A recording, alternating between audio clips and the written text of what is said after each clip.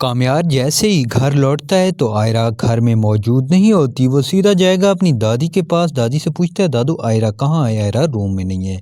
उसकी माँ शोर सुनकर आ जाती है। वो कहती है, कामयार तुम शोर किस बात पर कर रहे हो? वो कहता है, मैं दादू से बात कर रहा हूँ। आयरा घर पर नहीं है, क्या आप लोग को बता के गई है? वो कहती है, मुझे लगता है वो अपना सामान लेकर जा रही थी, शायद अपने मैके चली गई है। और पास ही कामयार के बाबा बैठे होते हैं। वो कहते हैं, तुम इतना यकीन के साथ कैसे कह सकती हो कि वो अपने मैके चली गई है और वापस नहीं आएगी? शायद तुम उसे घर से निकालना चाहती हो। वो कहती है, ऐसी कोई बात नहीं, भला मुझे क्या मिलेगा उसे घर से निकाल के? और मुझे मालूम है कि अब शादी कर ली उसने कामयार से। हाँ, अगर मैं पहले ऐसा करती तो मतलब बनता था। कामयार कहता है, मोम आप साफ कहें, आपने कोई बात तो नहीं की उनसे? वो कहती है, नहीं मैंने कोई बात नहीं की। आयरा पहुंच जाती है सीधा अपने घर। उसका भाई देखकर हैरान होता है और कहता है, अपी आप? वो कहती है, हाँ क्या मैं नहीं आ सकती? वो तो खामोश हो जाता है। आयरा आगे चली जाती है। सामने आयरा की माँ खड़ी होती है। वो भी आयरा को देखकर हैरान होती है। आयरा वहीं रोना शुरू कर देती है। माँ को गले लगाने की कोशिश करती है। गले तो वो लगा लेती है, लेकिन उस तरह नहीं जैसे आयरा चाह रही थी। वो कहती है, बेटे तुम जानती हो तुम्हारे बाबा इस सब से खुश नहीं होंगे, और तुम्हारे बाबा जब देखेंगे तो वो शायद तुम्हें घर से निकाल ही ना दें। इतने में आयरा के बाबा आ जाते हैं। आयरा के बाबा पूछ रहे होते हैं, शोर किस बात का हो रहा है? वो देखते हैं आयरा को सामने तो हैरान होते हैं। आयरा कहती है, बाबा कैसे हैं आप?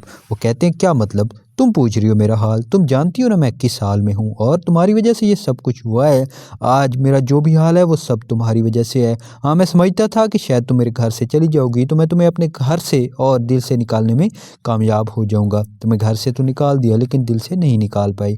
करीब जाती है अपने बाबा के और गले लगा लेती है उसके बाप को। और आयरा का बाप भी वहीं रोना शुरू कर देता है। जैसे ही आयरा उसे कहती है, बाबा मुझे माफ़ कर दे, मुझसे बहुत बड़ी भूल होगी। उसका बाप कहता है, क्या मतलब भूल होगी? तुमने भूल नहीं की बल्कि अपनी मर्ज़ी की है, और तुम आज शायद उसी अपनी मर्ज़ी की वजह से पछता रही हो, जो कि मैं कुछ दिन पहले तुमसे कह रहा था कि तुम ऐसा नहीं करो, तुम पछताओगी। यही बातें हो रही होती है। इतने में कामयार भी वहाँ पहुँच जाता है, क्योंकि उसे मालूम हो चुका था कि आयरा अपने मैके गई है।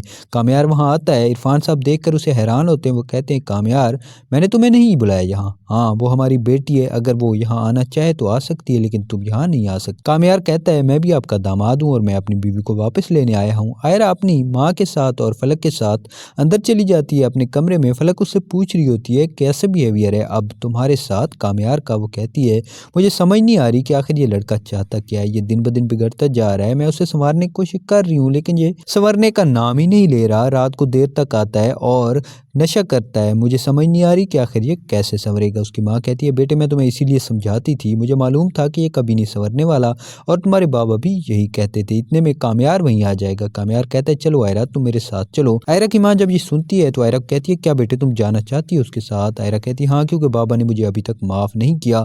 आयरा ये कहकर वहाँ से चली जाती है। कामयार के पास जाती है। कामयार को कहती है, चलो तुम। कामयार उसे गुस्से से देखता है। आयरा कहती है, गुस्से से देखने की ज़रूरत नहीं है, मैं अपने मैके आई थी और तुमने खुद ही कहा था कि तुम्हें बता कर आने की ज़रूरत नहीं है। कामयार कहता है, लेकिन तुम इन्फॉर्म तो कर सकती थी ना मुझे।